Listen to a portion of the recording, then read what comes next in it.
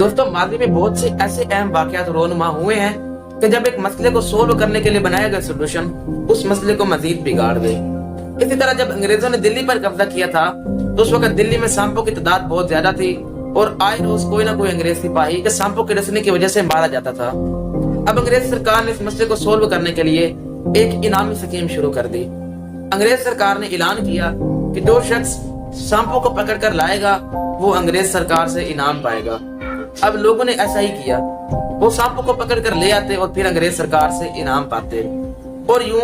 आहिस्ता आहिस्ता कुछ लोगों की रोजी रोटी जो थी वो इसी काम से जुड़ गई, यानी कि उन्होंने अपने घर का जो गुजारा करना शुरू कर दिया इसी काम के साथ, अपने घर को अटैचमेंट कर दी। ये सांप पकड़ कर लाते, इनाम पाते और फिर अपने घर का जो गुजारा करते। लेकिन जब वो सांप पकड़ कर आते थे अंग्रेज सरकार को देते थे तो दिल्ली में सांपों की तादाद जो थी कम होने लगी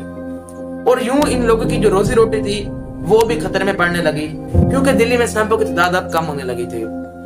जिसकी वजह से लोगों ने अपने घरों में सांप पालना शुरू कर दिए। जब अंग्रेज सरकार को इस बारे में इल्म हुआ, यानी कि अंग्रेज सरकार को जब ये बात मालूम हुई तो अंग्रेज सरकार ने इनामी स्कीम बंद कर दी और यूं जो सांप इन लोगों ने अपने घरों में पाले हुए थे अब इनके लिए बेकार हो चुके थे। इन लोगों ने जो तमाम सांप अपने घर में पाले हुए थे घरों से बाहर छोड़ दिए और यूं दिल्ली में इंसान कम और सांप ज्यादा हो गया।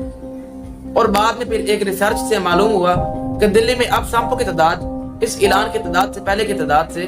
10 गुना ज्यादा है। तो इकोनॉमिस्ट हज़रात इस तमाम सिचुएशन को कोबरा इफेक्ट का नाम दिया है।